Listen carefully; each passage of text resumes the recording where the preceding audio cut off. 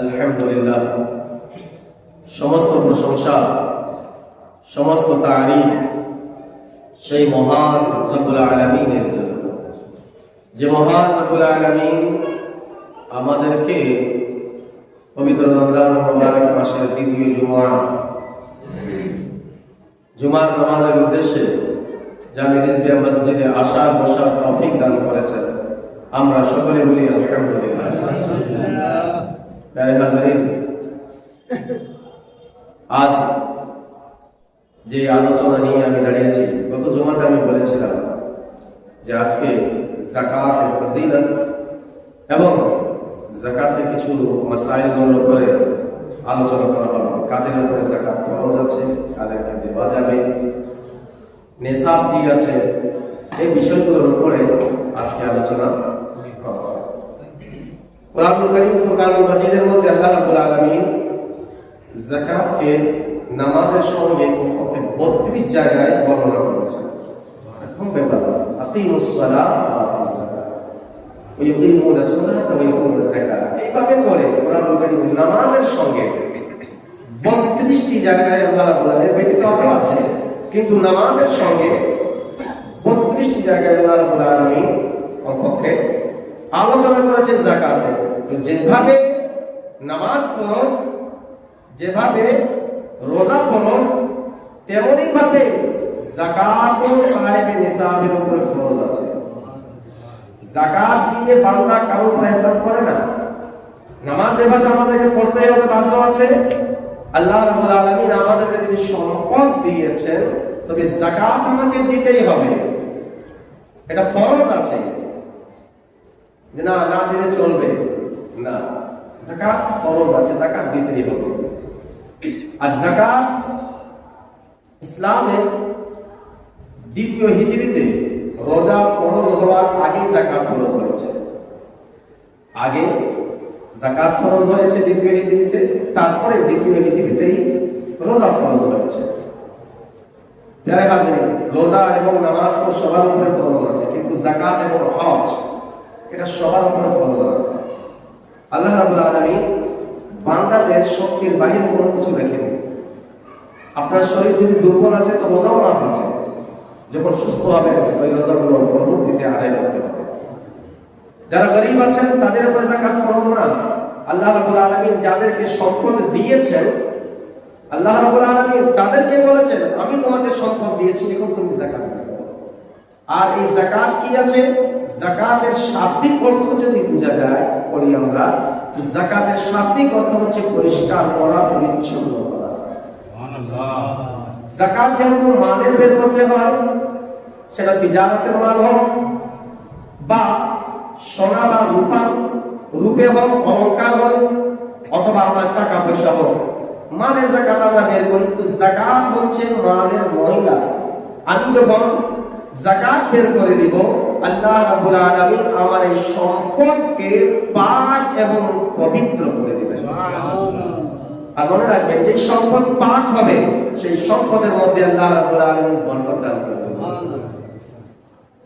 আর এটা কোন মৌলভী সাহেবের কথা না, কোন মসজিদের ইমামের কথা না, যে ইমাম সাহেব যাকাতের কথা বলেছেন চলো ওনার কথা কেন দিতে যাব। তার কথা আমি বলছি যার কালেমা আমরা পড়েছি। রাসূলুল্লাহ সাল্লাল্লাহু আলাইহি ওয়াসাল্লাম ইরশাদ করেছেন তোমরা যাকাত বের করো। যাকাত যদি বের করবে, আল্লাহ তাবারাকা ওয়া তাআলা তোমাদের মাল, তোমাদের সম্পদের মধ্যে বরকত দান করে দিবেন। একদিন রাসূলুল্লাহ সাল্লাল্লাহু আলাইহি ওয়াসাল্লাম যাকাতের উপরে সাহাবায়ে কেরাম রিদওয়ানুল্লাহ তাআলা আলাইহিম আজমাইনকে হাদিস শোনাচ্ছিলেন। তার মধ্যে নবী সাল্লাল্লাহু আলাইহি ওয়াসাল্লাম একটি কথা বললেন যে তোমরা যদি নিজ মালের যাকাত বের করে দিবে, আল্লাহ রাব্বুল আলামিন তোমার ওই মালের জিম্মেদারি নিয়ে নেবেন। রক্ষণাবেক্ষণকারী এখন কে হয়ে যাবে ওই মালের? স্বয়ং আল্লাহ হয়ে যাবে। যখন এই কথা সাহাবায়ে কেরাম রিদওয়ানুল্লাহ তাআলা আলাইহিম আজমাইনকে নবী পাক সাল্লাল্লাহু আলাইহি ওয়াসাল্লাম বর্ণনা করছিলেন, এক ইহুদি, এক রিওয়ায়াত অনুযায়ী এক মহিলা ছিল, বা এক ইহুদি, একটা পুরুষ বা একটা মহিলা ইহুদি ছিল। সে এই কথাটি রাসূলুল্লাহ সাল্লাল্লাহু আলাইহি ওয়াসাল্লামের কথাটি শুনলো এবং সে বলে আচ্ছা যদি এমন হয়ে থাকে, সে বাসায় গেল। বাসায় যাওয়ার পরে তার সমস্ত মাল সম্পদের হিসাব করলো, আমার কত সম্পদ আছে, কত মাল আছে। সমস্ত মাল সম্পদের হিসাব করার পরে তার 25% যেটা হয়ে থাকে, 2.5% যেটা হয় যাকাত, সে গরিব মিসকিনকে দান করতে লাগলো। ওই আরবের লোকেরা দেখে তাকে বলতে লাগলো, তুমি কি মুসলমান হয়ে গিয়েছো? সে বলে না না, আমি মুসলমান তো হয়নি। বলে মুসলমানরা তো যাকাত বের করে, তুমি যাকাত বের করছো? বলে না, আমি এটা একটা ব্যবসা করছি। বলে ব্যবসা? কিসের ব্যবসা? বলে তুমি জানো আমার কিছু মাল সম্পদ ব্যবসার জন্য বাইরে থেকে আরবে আসছে, আর যেই কাফলাতে আসছে আর যেই রাস্তা হয়ে আসবে, ওই রাস্তা এমন ভয়াবহ রাস্তা যে ওই রাস্তাতে ডাকাতি হওয়ার আশঙ্কা 100-100। আমি মুহাম্মদ আরবি সাল্লাল্লাহু আলাইহি ওয়াসাল্লামের মুখে শুনেছি যে উনি বলেছেন যে ব্যক্তি যাকাত বের করে দিবে, আল্লাহ রাব্বুল আলামিন তার মালের হেফাজত করবেন। তো আমি কি করলাম? যাকাত বের করে দিলাম আমার মালের। আর যদি আমার মাল তার কথা যদি সত্য হয়ে থাকে, তবে আমার মাল হেফাজতে চলে আসবে। আর যদি আমার মাল ডাকাতি হয়ে যায়, চুরি হয়ে যায়, লুটমার হয়ে যায়, তবে আমি মুহাম্মদ সাল্লাল্লাহু আলাইহি ওয়াসাল্লামের গলা ধরে আমার পুরা মালের হিসাব ও কিতাব নিব। আমি কোনো ব্যবসা করেছি, আমি মুসলমান হয়নি। যাই হোক, 3-4 দিন পরে যখন ওই কাফলাটা আরবে যখন প্রবেশ করতে লাগলো, কাছাকাছি যখন চলে আসলো, তখন একজন খবর দেনেওয়ালা খবরি যে ছিল, সে এসে আওয়াজ দিতে লাগলো, জানো তোমার কাফলা, তোমার যে সামানগুলো, উটগুলো, জিনিসপত্রগুলো যে কাফলার সঙ্গে আসছিল, সেটা রাস্তার মাঝখানে ডাকাতরা ডাকাতি করে নিয়েছে। পুরা কাফলা লুটমার হয়ে গিয়েছে, কারো সম্পদ বাঁচেনি। এখন এই কথা চিন্তা করেছে, বলে আচ্ছা যাক, ভালো হলো আমি আগে এই ব্যবস্থাটা করেছিলাম। সে বাসায় গিয়ে একটি তরবারি নিল। তরবারি নিয়ে নবী সাল্লাল্লাহু আলাইহি ওয়াসাল্লামের দরবারের দিকে যেতে লাগলো, যে আজ আমি ওনার কাছে গিয়ে আমার প্রত্যেকটি মালের হিসাব নিব, যে আপনার কোথায় আমি যাকাত দিয়েছিলাম, আর যাকাত দেওয়ার পরে আমার মাল লুটপাট হয়ে গিয়েছে, আপনি আমার প্রত্যেকটি মালের হিসাব দিবেন। এই নিয়ত করে সে একটি তরবারি নিল আর রাসূলুল্লাহ সাল্লাল্লাহু আলাইহি ওয়াসাল্লামের দরবারের দিকে চলে যেতে লাগলো। রাসূলুল্লাহ সাল্লাল্লাহু আলাইহি ওয়াসাল্লামের কাছে এখন আসা আর কয়েকটি কদম বাকি ছিল। এমন সময় এক ব্যক্তি আবার তাকে ডাক দিয়ে বলে, এই ব্যক্তি থামো। বলে কি হয়েছে, কেন থামাচ্ছ? বলে তুমি কি জানো তোমার যে কাফলার সঙ্গে মাল আসছিল, তোমার মাল আরবের মধ্যে সহি সালামত ভাবে পৌঁছে গিয়েছে। বলে কেন ডাকাতি হয়নি, কাফলাগুলো লুটপাট হয়নি? বলে হয়েছে। বলে ডাকাতরা কি আসেনি? বলে হ্যাঁ এসেছে। বলে কেন, আমার মাল বেঁচে গেছে কিভাবে? বলে সবার কাফলার সমস্ত মালগুলো লুটপাট হয়ে গিয়েছে, কিন্তু তোমার উট যেই মালগুলো যেই উটের উপরে তোমার ছিল, সেই উটের পায়ে আঘাত লাগার কারণে ওই উটটি একটু ধীরে ধীরে লেগে হাঁটছিল। তো কাফলার অন্যান্য লোকেরা বলতে লাগলো, এই গতিতে যদি আমরা সফর করি, তবে আমাদের মাল, আমাদের আসবাবগুলো সঠিক সময় আরবে যেতে পারবো না, আমরা বাসা যেতে পারবো না। তাই তোমার মালগুলোকে এবং তোমার লোকজনকে পিছনে রেখে দিয়ে তারা আগে আগে চলে আসলো এবং আগে গিয়ে ডাকাতি হয়েছে, আর তোমার উট যেহেতু পিছনে ছিল, তাই সহি সালামত ভাবে আরবে পৌঁছে গিয়েছে। সুবহানাল্লাহ। এখন রাসূলুল্লাহ সাল্লাল্লাহু আলাইহি ওয়াসাল্লাম দরজার সামনে ছিল তরবারি নিয়ে, যে আমি তিনাকে হত্যা করব, আমার প্রত্যেক মালের হিসাব দিব। সেই ব্যক্তি তরবারি নিয়ে গিয়েছিল তিনাকে হত্যা করার জন্য, কিন্তু ওই ব্যক্তি রাসূলুল্লাহ সাল্লাল্লাহু আলাইহি ওয়াসাল্লামের কদমে গিয়ে বলতে লাগলো, হে মুহাম্মদ আরবি, আপনি সত্য আছেন, আপনার ইসলাম সত্য, আপনার ধর্ম সত্য আছে, আপনি আমাকে কালেমা পড়ে মুসলমান বানিয়ে দিন। সুবহানাল্লাহ। যাকাতের বরকতে দেখলেন কিভাবে ইহুদি মুসলমান হয়ে যায়। কিন্তু আজ আফসোস, আমরা মুসলিম হয়ে যাকাত দিতে আমরা দ্বিধাবোধ করি। 2.5% देना होगा, हिसाब क्या कितना है? अरे बाप, 1 लाख रुपया देना होगा। 2 लाख भाई, रब ने तुम्हें 1 करोड़ भी तो दिया, तब ना 2 लाख दे। যদি আপনাকে লাখ টাকা আছে, 2,500 টাকা বের করুন আপনি। 1 লাখ আছে, তার মধ্যে মাত্র 2,500, আমার জিনিস আমি কেন দেব? ওটা মনে রাখবো, ওটা আপনার না, ওটা মালের ময়লা। আর নিজ ময়লা খাওয়া ঠিক আছে নাকি? জেনে শুনে তো ময়লা খাবে? একটি মিসাল দিচ্ছি আমি। মনে করুন আমার হাতে একটি ফোড়া হয়ে গেল, ছোট ছোট একটি ফোড়া। এখন ওই ফোড়ার ভিতরে একটু কুচো হয়ে গেছে। আমি গেলাম ডক্টরের কাছে। ডাক্তার সাহেব দেখুন না, আমার এই আঙ্গুলে একটি ফোড়া হয়ে গেছে। ডক্টর সাহেব বলে, কাজ করো, সামান্য একটি সুয়ের মাথা ঢুকাবো, 3-4 ফোঁটা বা মনে করুন 2.5 ফোঁটা রক্ত বের হবে, ওই পচা রক্তগুলো বেরিয়ে যাবে, ঠিক হয়ে যাবে। ডক্টরকে বড় বড় চোখ, আমার রক্ত? কি বললাম? আমার রক্ত আমি কেন বের করবো? ডাক্তার সাহেব ঠিক আছে, আসসালামু আলাইকুম, চলে আসলাম। কিছুদিন পরে ওই পচা রক্তগুলো ইনফেকশন হয়ে পুরো আঙ্গুল একেবারে পচে গেল। আবার গেলাম ডাক্তারের কাছে, ব্যথায় কাতরাচ্ছিলাম। ডাক্তার সাহেব বলতে লাগলো, দেখুন আপনার ইনফেকশন বেড়ে গিয়েছে, এখন এই আঙ্গুলটা পুরো কেটে দিতে। আমি ডাক্তারকে আরো বড় চোখ করে দেখলাম, 2.5 ফোঁটা রক্ত দিলাম না আঙ্গুল দিব? না, আমার আঙ্গুল আমি কেন দিব? ডাক্তার আসসালামু আলাইকুম, চলে আসলাম। ওষুধপাতি খাচ্ছি কিন্তু কাজ হচ্ছে না, ইনফেকশন তো ভিতরে আছে। আবার কিছুদিন পরে ওই ইনফেকশনটি পুরো হাত আমার অবশ করে ফেললো। আবার ডাক্তারের কাছে গেলাম। ডাক্তারের কাছে যাওয়ার পরে বললাম, ডাক্তার সাহেব দেখুন আমার হাতটা ঠিক মতো কাজ করছে না।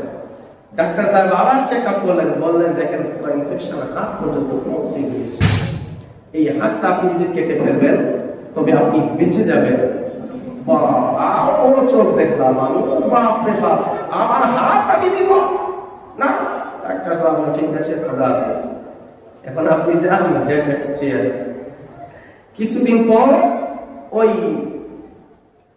রক্তগুলো পুরো শরীরে চলে গেল, ডেট এক্সপায়ার রক্ত যখন ছিল আমার পুরো বডিটাকে ডেট এক্সপায়ার করে দিল। মানুষে কি হয়ে গেল? চলে গেল। কিন্তু এটাই যদি প্রথমত 2.5 ফোঁটা রক্ত আগেই আমি যদি দিয়ে দিতাম, তবে না আঙ্গুলের কথা আসতো, না আমার হাতের কথা আসতো, না ওই পুরো শরীরে ওই ইনফেকশন গুলো পৌঁছে যেত। তো প্যারে হাজিরিন, তেমনি ভাবে যাকাত মালের ময়লা আছে, সেটা আমাদের জন্য নয়। 2.5% যদি আমরা দিয়ে দেই, আল্লাহ তাবারক ওয়া তাআলা আমার পুরো মালের হেফাজত করবেন। সুবহানাল্লাহ। প্যারে হাজিরিন, আমরা চিন্তা করি যে আমার মেহনতের টাকা, আমি মেহনত করে এই টাকাগুলো ইনকাম করেছি, আর এই মেহনতের টাকাগুলো আমি কেন দিব? প্যারে হাজিরিন, এই আমাদের প্রত্যেক দিনের মধ্যে অনেক কাজ এমন আছে যে আমরা নিজের টাকা দিয়ে পয়সা দিয়ে ক্রয় তো করি, কিন্তু ওটা কোনো কাজে আসে না, ফেলে দিয়ে থাকি। এখন বর্তমান বাজারে তরমুজ চলে এসেছে।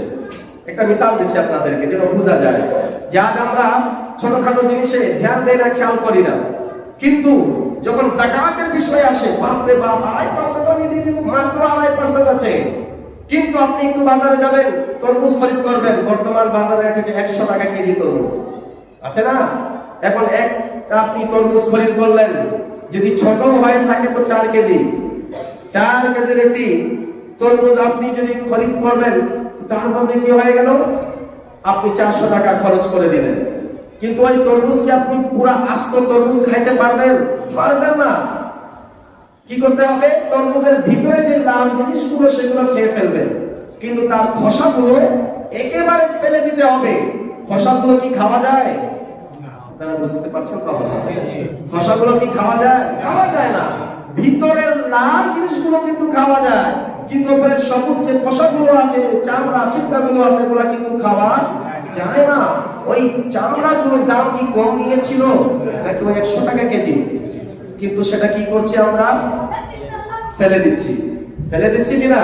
ওই তরমুজের চামড়াগুলো ফেলে দিতে কিন্তু আমাদের দ্বিধাবোধ হয় না।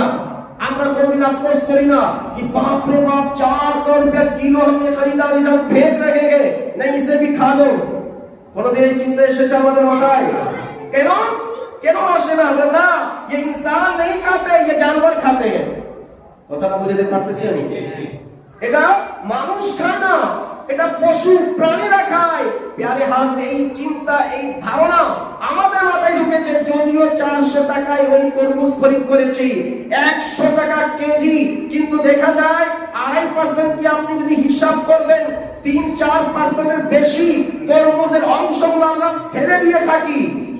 আপনি একবার ওজন করবেন আজকে খরিদ করে, हमें भी खिलाइए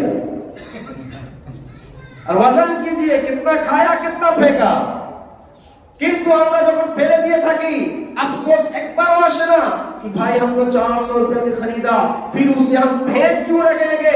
क्या आपके ज़हन में एक बात ये ख्याल ये आ जाती है कि এর জন্যই এটা মানুষ খাবার উপযুক্ত না, যদিও দাম আছে, এটা পশু খাবে, ছাগল খাবে, গরু খাবে, এগুলা মানুষ খাবে না। তো এরকম ভাবে আমাদের যে টাকা, যে সম্পদ আল্লাহ রাব্বুল আলামিন দান করেছেন, তার মধ্যে থেকে 2.5% যে টাকা, ওটা আমাদের জন্য না, ওটা হচ্ছে গরিবদের অধিকার। ওটা যদি আমি খাবো, ওটা আমার জন্য ময়লা স্বরূপ হবে, ওটা আমাদের জন্য না।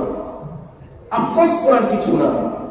প্যারে হাজরিন, আর যদি এমন না করুন যে আল্লাহ রাব্বুল আলামিন আমাদেরকে সম্পদের মহব্বত এমন দিয়ে দিলেন না টাকা টাকা, তবে কারুনের মতো অবস্থা যদি হয়ে যায়, কারুন তার পুরো খাজানা নিয়ে মুসা আলাইহিস সালাম 40 ভাগের 1 ভাগ ওই সময় ছিল কারুনের কাছে সম্পদ। মুসা আলাইহিস সালাম তার জন্য দোয়া করেছিলেন যে আল্লাহ একে সম্পদ দিয়ে দাও। কিন্তু সম্পদ পাওয়ার পরে বান্দার চোখগুলো একেবারে মাথার উপরে চলে আসে। যখন টাকা থাকে না, তখন বলে আল্লাহ তুমি দিবে আমাকে, তো আমি অবশ্যই সঠিক নিয়মে সঠিকভাবে যাকাত আদায় করব। কিন্তু টাকা চলে আসার পরে বান্দা আল্লাহ রাস্তাকে একেবারে ভুলে যায়। কারণ যেভাবে ভুলে গিয়েছিল, একেবারে সম্পদের মহাব্বত তার অন্তরে চলে এসেছিল, কিন্তু আল্লাহ রাব্বুল আলামিন তার পরিণতি এমন করে দিলেন যে তার খাজানা সহ তাকে মাটির নিচে একেবারে দাবিয়ে দিলেন। রিওয়ায়াতে বর্ণিত আছে এখনো কারুর মাটির নিচের দিকে চলে যেতে আছে এবং কিয়ামত পর্যন্ত যাবে সে এবং তার সমস্ত খাজানা। নবী সাল্লাল্লাহু আলাইহি ওয়াসাল্লাম বলেন, আচ্ছা আর কি কথা, যাকাত কেন দেওয়া হয় জানেন? বছরে একবার, প্রত্যেক দিন না, সপ্তাহে না, বছরে একবার। এর জন্য আল্লাহ রাব্বুল আলামিন যাকাত দিয়ে বান্দাদের পরীক্ষা নেন যে দেখি তুমি আমার আদেশকে বেশি ভালোবাসো নাকি তুমি তোমার সম্পদকে বেশি ভালোবাসো। যাকাত দিলে এটা বোঝা যায়, আপনি নিজের অন্তরকে খেয়াল করবেন যে আমার মন কি কষ্ট পাচ্ছে নাকি। যদি না পায় আলহামদুলিল্লাহ বলবেন যে আল্লাহ তাবারাকা ওয়া তাআলা আমাকে মালের মহব্বত দান করেননি। আর আজকে আমাদের মালের মহব্বত এমন, প্যারে হাজারিন, 1 টাকা দিতে গেলে 10টি কথা শোনাবো। আমি যাকাতের টাকা দিচ্ছি, কেউ এসে গেছে আমার কাছে টাকা চাইতে, যাকাতের টাকাটা তো আমার অধিকার, ফরজ আমার উপর, আমাকে দিতেই হবে। আজ কি হয়, আমরা ঘোষণা করি कि फलाना दिन मेरे घर पे आ जाना, स्लिप दे दिया, सिले लगाओ, फिर उसमें कितना चिल्ला चिल्ली, मियां तुम एहसान मानो कि वो तुम्हारे ज़कात को ले लगेंगे, अगर वो ना ले तुम्हारी ज़कात तो अल्लाह तुम्हें अज़ाब देगा। एहसान मंद रहना होगा उनको। ज़कात तुम्हें घर पे बुला करके देने के नहीं है, ज़कात पहुंचा देने का हुक्म है। কিন্তু আজ আমরা ঘোষণা দিলাম রেল মাঠে চলে আসবা, লুঙ্গি, শাড়ি, কম্বল ইত্যাদি গুলো আমরা একেবারে ঘোষণা করে, তারপর ফেসবুক তো আছেই। आज एक ख्याल हो गया जब तक फेसबुक में डालेंगे नहीं कबूल नहीं होगा। কিন্তু প্যারে হাজরিন, মনে রাখবেন আমি বলছিলাম মালের মহব্বত। রাসূলুল্লাহ সাল্লাল্লাহু আলাইহি ওয়াসাল্লাম একদিন মসজিদে নববীতে ইমামতি করার জন্য বসলেন মুসল্লা। ইকামত হয়ে গেল, সবাই দাঁড়িয়েও গেল। আর এটা মনে রাখবেন, হাইয়া আলাস সালাহ যখন আওয়াজ হতো তখন সাহাবায়ে কেরাম আগে থেকে বসে থাকতেন। এটা হাদিস আছে, বসে থাকতেন। নবী সাল্লাল্লাহু আলাইহি ওয়াসাল্লাম হুজরা মুবারক একেবারে মসজিদে নববীর পাশে, যেখানে তিনার আজকে মাজার মুবারক আছে। যখন হাইয়া আলাস সালাহ মুয়াজ্জিন বলতেন, তখন তিনি নিজ হুজরা থেকে আসতেন আর ওই সময় সাহাবারা দাঁড়াতেন। তাই আমরা হাইয়া আলাস সালাহ, হাইয়া আলাল ফালাহ সময় নামাজে দাঁড়াইতে ওই সুন্নতটি আমরা পেয়ে যাই। সুবহানাল্লাহ। প্যারে হাজরিন, যাকে একটি কথা উঠলো তাই কথাটা আমি বলে দিলাম। তো নবী সাল্লাল্লাহু আলাইহি ওয়াসাল্লাম নামাজে দাঁড়িয়ে গেলেন, এখন আল্লাহু আকবার বলবেন। ইতিমধ্যে নামাজে আল্লাহু আকবার তাকবীরে তাহরিমা না বলে আমার বাসার দিকে চলে গেলেন। সাহাবায়ে কেরাম রিদওয়ানুল্লাহ তাআলা আলাইহিম আজমাইন তিনারা অবাক যে নামাজ ছেড়ে আবার রাসূলুল্লাহ সাল্লাল্লাহু আলাইহি ওয়াসাল্লাম আমার বাসার দিকে কই চলে গেলেন। आज अगर कोई मस्जिद के इमाम इकामत के वक्त चल रहे तो फिर आज अच्छी बात बोलो तो फिर भी बुराई होता है पीछे। और अगर कोई नमाज छोड़ के इमाम साहब चले जाए तो फिर तो सोचो पूरा मोहल्ला नहीं पूरा देश में उसके चर्चे होंगे, बहुत ज्यादा फेमस हो जाएगा। फेसबुक, यूट्यूब, ट्विटर सब में वायरल। रसूलुल्लाह सल्लल्लाहु अलैहि वसल्लम ইমামতি ছেড়ে এখন তাকবীরে তাহরিমা বলবেন, এর আগেই আল্লাহু আকবার না বলে পাশের দিকে চলে গেলেন। সাহাবায়ে কেরাম রিদওয়ানুল্লাহ তাআলা আলাইহিম আজমাইন তিনার অপেক্ষায় থাকলেন। নবী সাল্লাল্লাহু আলাইহি সাল্লাম কিছুক্ষণ পরে আসলেন, আবার আল্লাহু আকবার বলে নামাজ শেষ করার পরে সাহাবা জিজ্ঞাসা করে, ইয়া রাসূলুল্লাহ, আজকে এমন কাণ্ড কি হয়েছে? আপনি নামাজের মাঝখানে কেন চলে গেলেন নামাজ শুরু করার আগেই? রাসূলুল্লাহ সাল্লাল্লাহু আলাইহি সাল্লাম বলেন যে গত রাত্রেই একজন আমাকে কিছু স্বর্ণের একটি সিক্কা, একটি মোহর দিয়েছিল, সেটা আমার বালিশের নিচে রাখা ছিল, আমার স্মরণ ছিল না। আর আমি এখন নামাজে দাঁড়িয়ে বলবো, ইয়াকা না'বুদু ওয়া ইয়াকা নাস্তাঈন, মাবুদ আমি তোমারই ইবাদত করি এবং একমাত্র তোমারই কাছে সাহায্য চাই। অন্তর থেকে বলবো, মাবুদ তোমার কাছে সাহায্য চাই। আর আমার বালিশের নিচে সোনা লুকিয়ে থাকবে, এটা কোনোদিন অন্তর থেকে আওয়াজ আসবে না। তাই আমি নামাজের আগে ওই স্বর্ণগুলো খায়রাত করে এসেছি। সুবহানাল্লাহ। প্যারে হাজিরিন, তো মালের মুহাব্বত বান্দাদের অন্তরে যদি থাকে তবে তার থেকে যাকাত দেওয়া খুবই মুশকিল হয়ে যাবে। যাই হোক, এই ছিল যাকাতের কিছু ফজিলত। এবং প্যারে হাজির মনে রাখবেন, যেই ব্যক্তি যাকাত আদায় করবে না, যাকাত দিবে না, এটা আমার কথা না যে মৌলভী সাহেব আপ ডরা রাখে हमको, আমি ভয় দেখাচ্ছি না, আমি কে আপনাদেরকে ভয় দেখাবো? আমি তার কথা বলছি যিনি এই কথা বলেছেন, ওই ব্যক্তির কথা বলছি যার কালমা পড়ে আমরা মুসলমান হয়েছি। আমি তার কথা বলছি যিনি একটি ইশারাতে আসমানের চন্দ্র দ্বিখণ্ডিত হয়েছে। আমি তার জবানের কথা বলছি যিনি ইশারা করে দিলেন একটি পাথর কালমা পড়তে লাগে। আমি তার কথা বলছি যার ইশারা পেলে গাছ নিজের জায়গা ছেড়ে চলে আসে। সেই রাসূলুল্লাহ সাল্লাল্লাহু আলাইহি ওয়াসাল্লামের মুখের কথা, যেই ব্যক্তি যাকাত দিবে না কিয়ামতের ময়দানে আল্লাহ তাবারক ওয়া তাআলা তার পিছনে এমন একটি বড় অজগর সাপকে রেখে দিবেন যার মাথায় কোনো চুল হবে না, টাক সাপ। তার চোখগুলো থেকে আগুন বের হবে এবং তার দাঁতগুলো একেবারে লোহা থেকে বেশি শক্ত হবে। রাসূলুল্লাহ সাল্লাল্লাহু আলাইহি ওয়াসাল্লাম বলেন, ওই সাপটি ওই ব্যক্তির কিয়ামতের ময়দানে আগে ডান হাত কামড়িয়ে খেয়ে ফেলবে চাবিয়ে চাবিয়ে, এরপরে বাম দিকে চলে আসবে, বাম হাত খাওয়া দিতে আবার ডান হাত আবার আগের মতো হয়ে যাবে, ব্যথা কমবে না, ব্যথা ওটাই থাকবে।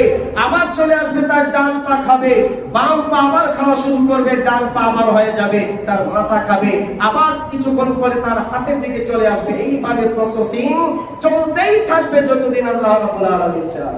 এই ছিল আযাব। যাই হোক প্যারে হাজির, এখন যদি কথাগুলো আমরা বুঝে নিয়েছি, ফজিলত শুনলাম, এবং যদি যাকাত কেউ যদি আদায় না করে তার ওয়াঈদ কি রেখেছেন এটাও আমরা শুনে নিয়েছি। এখন দেখুন যাকাত কার উপরে ফরজ আছে।